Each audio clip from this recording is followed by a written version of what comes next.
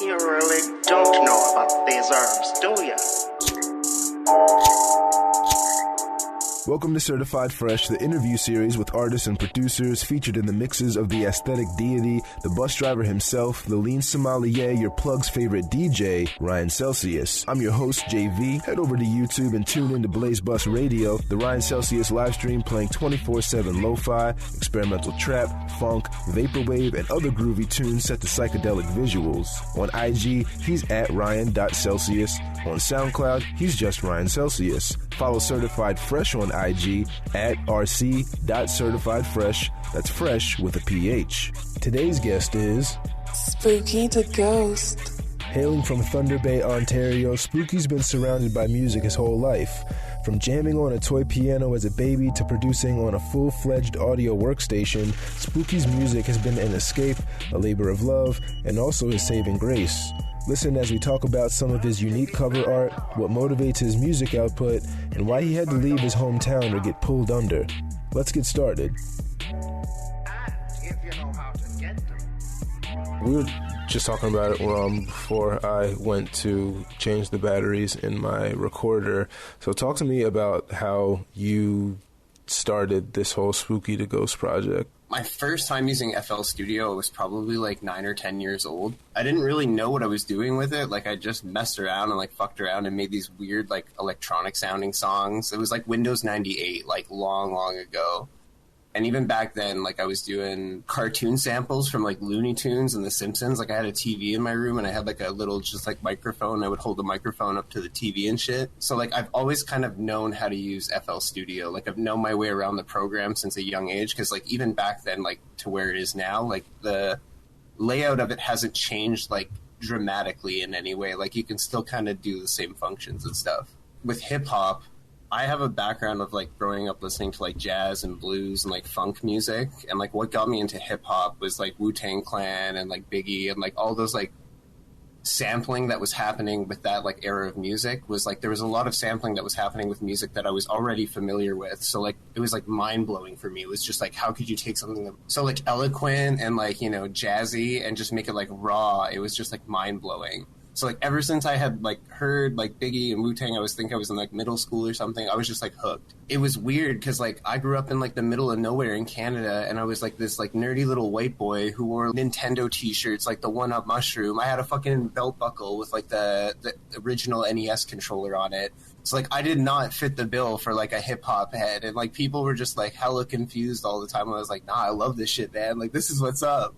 How did you develop the name Spooky the Ghost? It's actually a nickname, like not Spooky the Ghost, but I've been called Spooky and Ghost, like separately as names for a long time. I used to do like graffiti art, and I used to go by the name Spooky a couple times, like when I would tag. And I made these like stickers that were like this like little, he looks like a Pac-Man ghost with one eye. So like I used to just give them out to people all the time because I made them out of paper labels. Like they costed like nothing to make. So people always called me like Ghost or like Spooky because they were like ghosts I was handing out all the time. So like when I went to make like this music project, I was like, fuck it, I'm just gonna be Spooky the Ghost because it's like Spooky and Ghost all at once, and it's still a name that I'm already kind of familiar with. You were talking about it earlier when I first asked about how you got started with the Spooky the Ghost project. Where exactly are you from? You said you grew up in the middle of nowhere. I'm from a place called Thunder Bay, Ontario. Ontario is a pretty big province. Provinces are kind of like states in Canada. And it's like the northern part of the province. Like there's not really anything like another major town for like a good 8 hours in any other direction. And I lived there basically until I was like in my early 20s. And then I moved down to southern Ontario because I just got tired of living in eternal winter. So does it really never get warm there, or is it just it's cold most of the year?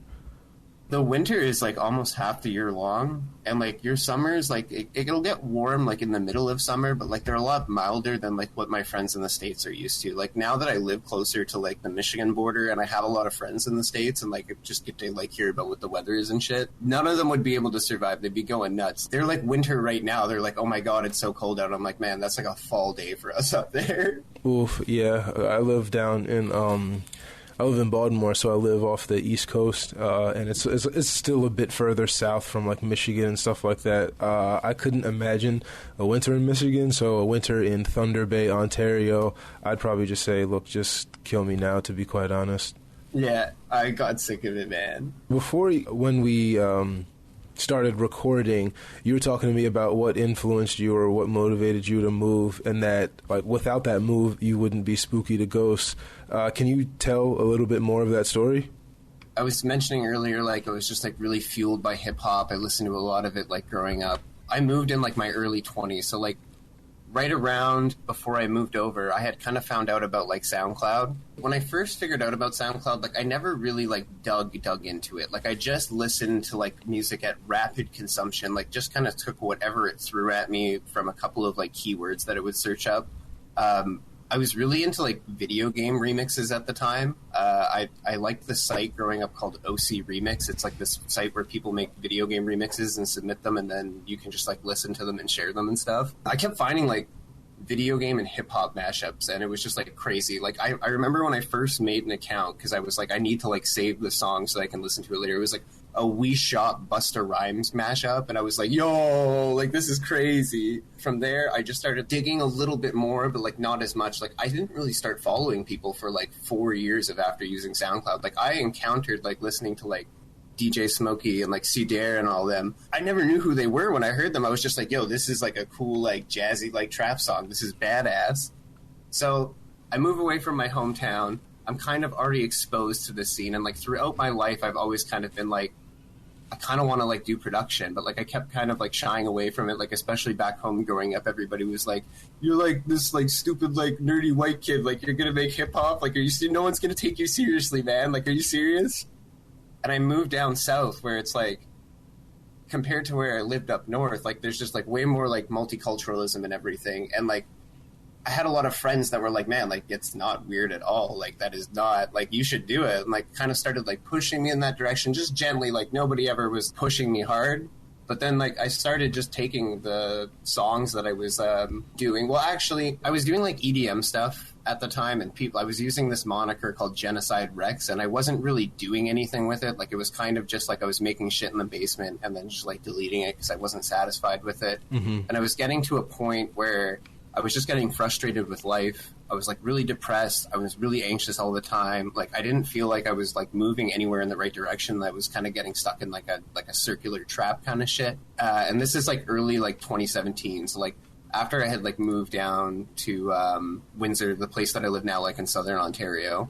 So like I've been hanging around SoundCloud, and SoundCloud had kind of become like my primary source of like finding music to listen to, because I was just kind of like sick of everything was on the radio. And in like early 2017, I really like, I had already known who Suicide Boys were, but like I really got into Suicide Boys. Like I basically just like absorbed their entire discography that was out at that time. I had heard stuff like this before, but like I never really like clung to it the way I did with them like that first time. Mm-hmm. And I started like reading about them and like what their story was, and I like read that they were just like two regular ass dudes. Ruby was working in like a kitchen or something, I had read. And Scrim had like a job in a furniture store before like his addiction kind of like took over his life. And just seeing these two guys like bust their balls and just be like, fuck it, like I'm putting everything into my music. I don't fucking care. Like this is it. It's all or nothing for me. Like it really inspired me to just say like, fuck it. Like I'm just gonna do it. Like I don't care anymore. Like I'm gonna die at some point. Like I might as well try to. I still listen to them. I'm not like as heavy as I was into them like back in 2017. But like it led me to a group of other producers, and we kind of formed like a small well, it's a pretty big collective now. It's like 20 people deep, but like at the time it was just like a small little group of us who were all kind of just like pissed off, depressed, anxious, like all across the globe from like different parts of the world, and we were all just like making music, like hip hop beats and shit. So we just kind of had this like group of people that was slamming stuff back and forth at each other, and because we were like going through that kind of like pain and like suffering together, we were a little bit more like willing to work with each other and be a little bit more like open creatively with each other. And like that really was like that whole thing that happened right there was what kind of formed me as Spooky the Ghost and kind of gave me the initial real push to keep going, because I had homies that I was making music with. I was like, I gotta keep doing this. Like this is helping me feel better. it's helping other people feel better. Like, I just got to keep doing this. Like, it just felt like the right thing to do. So Suicide Boys, you would say, is a pretty big influence, or had a pretty big hand, maybe not in perhaps your production method, but just giving you that push that you needed to kind of step out and try to like make one of your dreams come true. Would you say that's correct? I'd say that, like, you could probably definitely hear their influence in some of my songs as well. Like, some of my dark shit, like, I personally feel like I can hear the influence of, like, all the artists that, like, inspire me in my music a lot. Mm-hmm. And, like, I feel like in the dark shit, you can definitely hear some of their inspiration. Maybe not so much in, like, Weed Wizard or, like, Waifu Strip Club, like, the fun songs, but, like, in the dark shit, for sure, like, I think there's some, like, the Memphis sound, like, they use a lot of Memphis samples and shit, right? So it's like, and they use video game samples and stuff too. Like, they just sampled a whole bunch of different shit, and it just kind of like challenged me to look at music from like who I was as a person and like what kind of shit that I already liked, to like just the games that I was into and like the TV shows that I watched, and just like look to that for inspiration as well, kind of thing, right? Okay, yeah, I got you. And you hit on a few questions that I wanted to ask. So when you listen to funk, the sampling, like you said, it samples a lot of rappers like Juicy J, Project Pat, like you said, the Memphis sound. And with that sound, lyrics that could be violent, and then the production really dreary and hypnotic, which kind of lends itself or goes hand in hand with drug culture. I guess the drug culture of like the current funk scene. I mean, people are always talking about pills and lean and whatnot. Fans of the music kind of identify with it because in that music they can see the own issues that they're going through. Would you say that's true? Oh yeah, hell yeah, man. I don't fuck with pills. I've never drank lean. The place that I grew up north is like a really bad pill popping town, and like I just saw too many people literally destroy their lives. But I'm not going to tell anybody what to do with their life. I think like that darkness and dreariness like that I was going through at the time, I think that like a lot of people can like relate to that in some way. I think that like music is another language on its own, and like you don't specifically have to interpret it the exact same way as somebody created it. You're kind of free to paint your own story as you hear it. I don't know, there's like a couple of songs that I've heard like where you can just hear like the person who is making it, like they got some like great pain deep down inside, and you're just like, damn, like that's soul touching. Like I know that, and like a lot, especially with funk, it's like most of the time the producers are just like small dudes in basements or like project studio kind of thing. Like they're not somebody who's got like a ton of ice or like making tons of money. It's like another like real person out there in the world is like trying to find some like catharsis for like their struggle. And I think even as listeners that like they can listen and like appreciate and like relate to that on like that kind of level, even if they don't necessarily live that type of life or, you know, do those kind of drugs. I think that like everybody kind of wants to embrace that dark side of them a little bit, because we're all going through shit. Like everyone's fucking depressed and anxious these fucking days, right? So let's step into a little bit more about your music. Let's move away from your influences. You said that you were producing with FL Studio about at the age of 9 or 10 or so. Actually, I mean, shit, now that I think about it, you've already answered a lot of my questions in just that one question. Are you still ripping the bong, man? I just got a little vape next to me.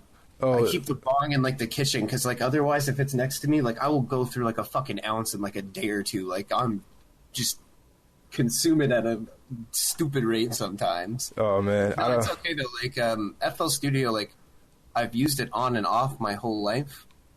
But, like, I didn't really start really, like, sitting down and, like, trying to, like, get good at it until, like, 2017. Like, I knew how to use it, but then, like, at that point, like, when I was like, hey, fuck it, I'm just going to do this, like, I just absorbed it like crazy. Like, I just sponged as much as I could. I was watching videos left, right, and center. I was, like, listening to, like, other producers and trying to, like, interpret what they were doing and, like, seeing how, like, I could maybe, like, I didn't want to ever, like, rip anybody off, like, steal anything from them, but, like, I think it's okay to be influenced by other artists. Like, I think that's how music works and is supposed to work. Yeah, I definitely think that's true as well. With any type of creative thing, you got to start with a template. If you are a newcomer to something and the first thing you put out changes the game. Either you're insanely talented or the industry that you're in is like severely shallow as far as the talent pool goes. So I think that that's definitely true. And I was going to ask you, how did you really learn through FL Studio? But it seems like you just watched a lot of videos and just like quietly consumed and digested all of the music that you had been into at the time and then kind of interpreted that in your own way, like you said. Yeah. And I think the other thing that I should add to that too is like I have like a long history with music in general, not just like hip hop production, but I've been playing musical instruments and like fucking with musical instruments since I was like, my mom told me literally before I could talk, like I had a toy keyboard and I was just banging on that shit for like hours. Like my dad would take it away and hide it because he would get sick of listening to it, kind of thing. So like I played that little keyboard as a kid, which I'm not really going to count, but like by like age 6, we had like a Harman organ, like kind of like the jazz organ in our house, and like I started learning how to play organ a little bit. I'm really shitty at playing keys that like require me to use both my hands at once. Like with just my right hand, I'm pretty good, but when I have to start synchronizing both of them at the same time, like I'm really sloppy and it just sounds like shit, and I haven't sat down and like figured out how to get better at it. I played bass for a little bit when I was like, I don't know, like 12, 13, like middle school age, because like I didn't want to play anything that was like whack. I wanted to play an instrument that like girls would think was cool. And all of my friends and my brother played guitar, so I was like, okay, well, fuck it, I'm going to play bass. Which I think is awesome, though, because I think being a bass player at a young age really influenced me later in life. Like, a lot of people tell me that I just seem to, like, really focus on my bass lines, and I think part of it has to come from that kind of thing. And then lastly, I played trumpet from, like, basically all the way as, like, a teenager to, like, early college age. And, like, trumpet I actually played. Like, I played in high school band, like everybody who played music in school. But then I was in a jazz band with my dad and my brothers, and then we also had like a Chicago-style blues band that we played in.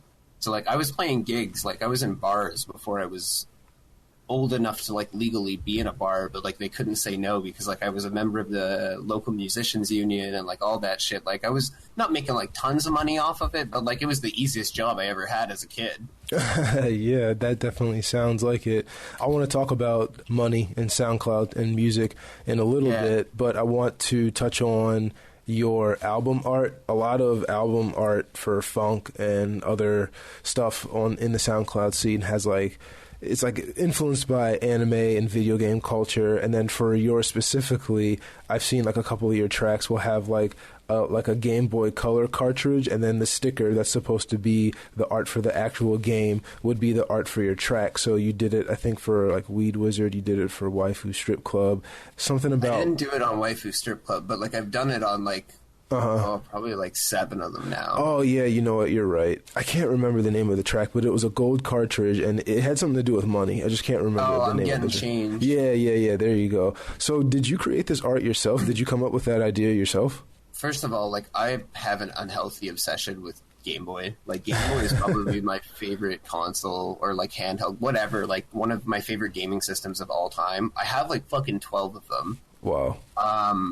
Like people would just give them to me because they knew I liked it, like growing up, and they were like, oh, I don't use this thing anymore, like who wants this thing? And I was like, I'll take it. And like I plan to like mod them someday and like do like backlit screens. Like I watch videos on YouTube how to do it, but like I just haven't made time to sit down and do it. I have a background like with like I went to college for multimedia production, so like I have some background in web and graphic design. So like I did all the Game Boy cartridges myself. Like I found like a cartridge, and then I like photoshopped like the Nintendo stuff off of it so that it wasn't just like a straight, that's like a Game Boy thing, like it's just a straight using Nintendo's name and everything. And then I would just put the art in there instead of doing it on the whole canvas instead. And like I don't know, I just thought it looked cool. I liked making things that were just weird and kind of indicative of like who I am as a person, like that just kind of represented like the person behind all that kind of shit. Even with Weed Wizard, the first one, right now, like if you go on my Instagram story, like while we're recording this, there's a fucking picture of Shaggy, and then right after it's a picture of me, and like I kind of look like him. Like I'm gonna have the hair like to pretty much exactly where he's at. I'm gonna check that out right now. You were saying that is there more than one version of Weed Wizard? Like two parts to it? I have a Weed Wizard Part 2 that I've been... So the first Weed Wizard, like, I worked on for, like, months. Like, it wasn't like I sat there and, like, worked on it, like, every day for months, but, like, I would just chip away at it here and there for a little bit for over the course of, like, a couple of months. Some of my friends, like, I showed them parts of it, like, in the beginning and then, like, in the middle, and then they were like, damn, you started this beat in, like, June or something, and, like, it's December, and you're finally releasing it. Like, that's crazy, man. But, like, I just kept feeling like it wasn't ready yet, and I was like, it needs a little bit more, and then I'd find something else to add to it. Like when I found the samples, like the herbs can be very powerful, it's like, okay, I have like that little extra piece that I need for it. Weed Wizard is like my most popular song, and it's my favorite song that I've done so far as Spooky. And like, I don't want Weed Wizard 2 to be a letdown. Like, I want it to have the same amount of love and attention put into it that the first one had, and like, I don't expect it to overtake the original by any means, but I want people, if they listen to it and they liked the first one, they'll be like, yeah, that was pretty good for the second one, at least as like a worst case scenario kind of thing. Well, I think it's good. You're kind of setting your own expectations. I think Weed Wizard and Waifu Strip Club are probably your two most popular songs. In your opinion, as somebody who's been in the SoundCloud game and the production game for a while, what's the easiest way, or perhaps the best way, for a producer to set themselves apart so that they could their sound can be easily identified and able to reach more people without sounding too derivative of something else? I will answer that. I just want to quickly say before we move off of that, I don't make all of my own art. I want to kind of give credit to a couple of people really quick. I'm feeling like an asshole if I just kind of say that. Yeah, sure. My last cover for the song that I last uploaded, Bitch Come Out and Play, was DMO Video, who is the guy who makes the art for DJ Smokey. Like, we kind of started talking, and we just got together to working together on a cover. And then also my buddy Froggy Man. He helps me with a lot of my art, whether he makes it or sometimes he straight up just like collaborates with me on it. So like the cover for my tape that I did in October, Dungeon Dweller, I did the cover and then I sent it to Froggy. He added some shit to it and sent it back to me, and we kind of did a little bit more. And the last thing I want to say about my art, on Dungeon Dweller, the tape that I just did, a lot of people have hit me up and thought that it was like, because like I'm all like dead looking and I have like my skin's like rotting off and shit. They thought it was Photoshop. I just want to say for the record, I sat in a chair for like 3.5 hours getting prosthetics done for that. Like, that's real shit. Like, I got like horror makeup done for that cover. I find a lot of people today, like, they just want to do exactly what they see somebody else doing. It's okay to pay reverence and to like honor like what you're inspired by. Like, I'm inspired by like DJ Smokey and Sudair and like DJ Young Vamp. Like, those are the godfathers of some of the types of music that I like to create. I don't want to just sit there and be a clone of one of them. Like, I don't want to just like do the exact same thing as them. Like, I don't mind using a Simpsons piece of art like once in a blue moon, but like, that's Vamp's thing. Like, I don't want to take that from him. And I think right now a lot of people are just copycatting other people and like not trying to be original in any way. And I think if you're just really like sit down and ask yourself, like, who am I like as a person? Like, what do I like? Like, what am I influenced by? Like, what makes up like the building blocks of my shit kind of thing, and like just be true to that,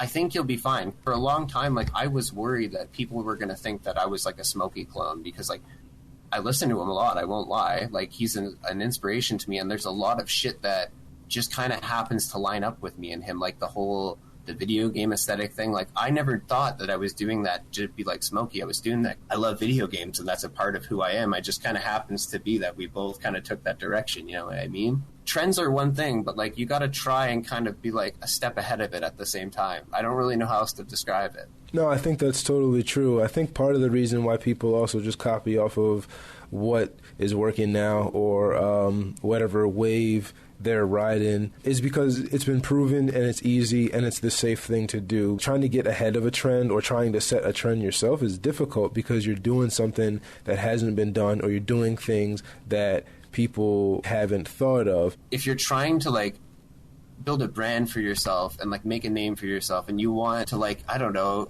I say lasting legacy, but like that sounds kind of like weird, like almost too epic for it. But like, I don't want to make a song and then just like have it just kind of go underneath a rock after like a month because it's just not anymore. Like, I want to make something that like somebody listens to and like might grab onto it and want to come back to and listen to, like, you know, over the course of a couple of years or something. And like, I see like in the listens on SoundCloud that like it's kind of happening, at least in some regard. And I think it just has to do with like, just like I said, just staying true to who I am as a person and not trying to like just be like, all right, this is what everyone else is doing, I'm just going to do that. Let's get back into that. SoundCloud numbers. You're looking at your SoundCloud numbers, you're averaging like at least 1.2, 1.5K listens, you know, like 1,500 on tracks. Is that enough to eat off of? Nah.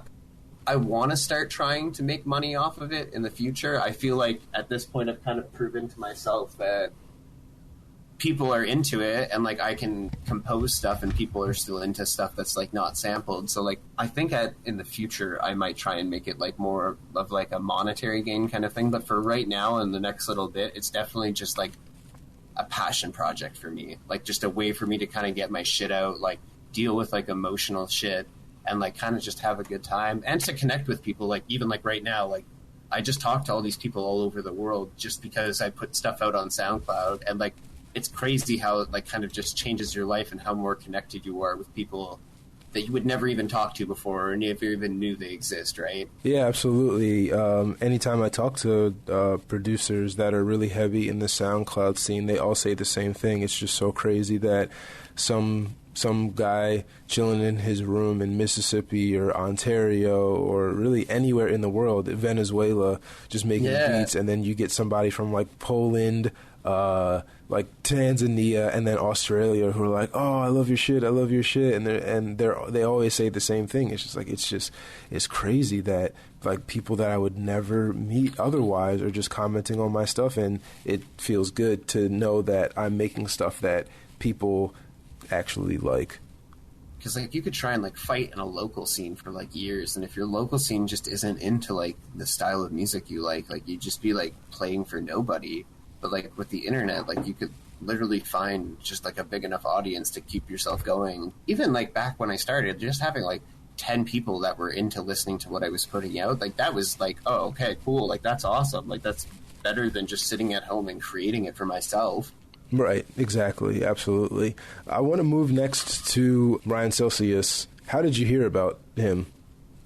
So like I started like the whole Spooky project like early 2017, like I think like February, maybe March, and I had early on in my like journey, I met this friend named he goes by Great Maine, and he runs a YouTube channel called Vapor Trap, and he uploaded a couple of my songs on there, and I would start like hanging out on his channel. He uploads like kind of stuff that's, I want to say like more wavy than Ryan, but Ryan's channel is very like all encompassing, like kind of goes into a little bit of everything from the underground. But basically, because I was watching all this other channel that had underground music on it, YouTube was like started auto recommending me to Ryan Celsius. And I remember one day I was working on something, I was like writing or doing something that like wasn't music because I was listening to music, and one of his mixes came on autoplay, and I was like, oh, that's pretty cool. I went and checked out the channel. I was like, wow, this is like a pretty big channel of like mostly underground music, and like just kind of kept my finger on it. Like I won't lie, like during that time I wasn't following him like heavily, but I was kind of poking my head in and out, checking out what was going on. I think it was around December of 2017, like right before I was about to drop Weed Wizard. I just like reached out to him, like I just sent him a message and was like, hey, like I make a lot of music that's kind of like what you may feature on your channel. I'm not trying to ask for like placement or anything, but I'm like, if you want to take a check, like look at some of my stuff, and if you want to put it on there, like feel free, kind of thing. Like I had like 500 subscribers on SoundCloud and maybe like 100 subs on Twitter. He ended up responding. He liked a lot of the stuff that I sent him, and he uploaded a song called Unnatural Selection by me and my buddy Little Floey. And it did really well compared to like what I was able to see on my channel at SoundCloud at the time. And then a few weeks later, I uploaded Weed Wizard to SoundCloud. And then like a couple weeks after that, he approached me and said that he wanted to upload Weed Wizard on his channel, and he was going to do it in a couple months. And now Weed Wizard has like 130K on Ryan Celsius. It's insane to me that I'm just some dude that's sitting in like this like tiny 1-bedroom apartment, just like basement producing, and I have a track on YouTube that's like reached 130,000 listens. What do you do when you're not making beats? I have too many other hobbies. Like, I'm not even gonna lie. Like right now, like this last month, I've barely been producing because like I grinded so much during the month of October to get Dungeon Dweller and Bitch Come Out and Play done that I like kind of just like I'm not like bored of it because like I want to do it and I know inside that I'm gonna go back to it and I have lots of ideas for projects I want to work on. But I'm just like I did it so much, it's like I feel like I just kind of need to do some other shit to like put some balance back into my life. But I like to play Dungeons and Dragons. I've been doing that for a while. I'm usually a dungeon master, and I like to play 3.5. I'm kind of an old head. I just played last night, actually. I ran a game that went pretty well. What does 3.15 mean? What does that mean? 3.5 is like a version of the game. So like right now, if you went to a store to go buy Dungeons and Dragons, you would get like the 5th edition of Dungeons and Dragons. The version that like I grew up playing like back like when I was in high school was 3.5, which is like the 3rd edition. So like, did you ever play Diablo 3? No, but I'm familiar with Diablo. Basically, 3 was Dungeons and Dragons 3 was like Diablo 3, and it came out, and like people were just like, "This is fucking terrible! Like, how did you fuck this up so badly?" So they made a 3.5 to kind of like fix everything, and that just kind of happens to be my favorite version of the game. So like every other version is like 2 or like 4 or like 5, but like I like 3.5, 3.5. Gotcha. So you're a DM, and then what other hobbies do you have? I play video games a lot. I just got a Nintendo Switch in the last month, so that's been like vacuuming up a lot of my free time. Nice. You get Smash? No, I gotta wait until I get paid on Friday, and then I'm gonna go and cop it. I just bought the Pro controller instead because I didn't have any other controllers for it, and I was like, when I get Smashed, I don't really want to sit there and play it on the Joy-Cons. I kind of want to have like something a little more like substantial in my hands. I like just hanging out and like talking with my homies, whether it's like the few people that I hang out with in like my local area or like friends that I have online. My Discord buddies, I have a Snapchat group that I chill with. We're like the Filthy Fonk family, and it's just like 8 or 9 of us, and we just kind of like shoot the shit with each other throughout the day, like how's stuff going. I like spending time with my wife, drinking tea and just watching YouTube and TV. And listening to all types of music. We have a all right sized vinyl collection. And then I like to design clothes too. Graphics on the clothes or the actual fabric itself? Graphics on the clothes, like more just like the graphic design. I have like an underground like clothing enterprise that I run, but like it's not like it doesn't have a website or anything. Like it has like an Instagram, and like I basically will just like get a couple of shirts done and let people know when they're done, and then they can pick them up if they want, kind of thing. Oh, I mean, underground, that's cool as long as there's no child labor. No, it's like a local company that I deal with that like has like regular ass employees and everything. So, so what's up next for you, man? What projects you got coming up? I got lots of stuff like planned to go for the next year. Like I'm hoping Weed Wizard 2 can come out at some point next year. Supposed to have another EP. Oh, actually, it's the first EP I've done because I did a tape, like a 10-track tape, and I haven't really done anything like that before. So I'm supposed to do, it might be 4 or 5 songs with Lil Floey. Or no, he just goes by Floey now, not Little Floey. And that's probably coming out in the early next year. I have a lo-fi project that's kind of in the first parts of being put together right now. Like I'm kind of just like figuring everything out with it still, and like how many songs and like what samples and all that, but like it's in its like early stages. And then I have like a couple of like random one-off single projects that are come out. So like you're still gonna get the same kind of funk and maybe a little bit of the dark stuff that people have come to expect from me, but like you're also gonna start to see going in other directions, because like I'm just into too many different types of music to stay in one place for that long. I love funk and I'm never going to stop making it, but like I want to do some lo-fi, and I want to start doing like other stuff that like there's stuff that I can't even really talk about at this point yet, but like other stuff that's just like starting to push boundaries of like what I'm doing right now, and projects that are going to be more viable for me to try and like make some money on. I don't feel comfortable charging people for sample-based music. I don't really feel it's right for me to do that because like I don't own the audio to the vocals or to the samples, but like there's going to be stuff coming out for me in the next year where like there's not going to be any problems with samples, because it's going to be samples that either I'm creating that musician friends of mine are sending me for me to use, like, right off the bat. Yeah, like, it's just going to kind of be some new stuff that's kind of outside of what I'm doing already now. I hope people will enjoy it, but if they don't, I don't really give a fuck either, because I'm just kind of doing my own thing all the time anyway, so. Awesome. I think that's the right idea to have. How can people get in touch with Spooky? I'd probably say the best way is, like, Twitter or Instagram. I'm telling you now, if you're one of those people that tries to get in contact with me on that Facebook page, you're probably going to wait like a month before I even notice that you're on there, because I don't really fucking use Facebook at all. Yeah, I feel that. All right, man, that is it for me. Do you have anything you want to talk about that we haven't already gone over? No, not really. If you want to support me, go hit me up on Bandcamp and, like, toss a couple bucks when you get a track, or just, like, share my music with people that you think might also like it.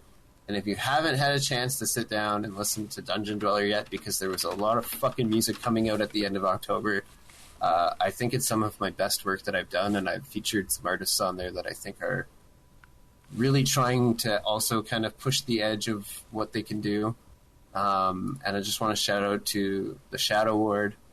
I want to shout out to Filthy Funk Family, my boy Lords the Shomaru, Stash Boy, Owly Man, Weaver Beats, the whole fucking crew. There's too many, I couldn't even name them all. I'd be fucking here for another, whatever the length of this interview was already. Gotcha. You know who we all are. Yeah, absolutely, absolutely. Good, man. Well, thanks once again for letting me sit down with you and just talk with you about making music. Yeah, man, thanks for letting me talk your ear off for the better part of an hour or so. Get buzzed, get drunk, get crunk, get fucked up. Hit the strip club, don't forget ones, get your dick rubbed, get fucked, get sucked. Thanks again, Spooky, for sitting down with us. Find him on SoundCloud and Instagram at Spooky the Ghost. We'll be back soon with another interview from the beatmakers that have the lean pour sample in their tracks. I'm JV. This is Certified Fresh.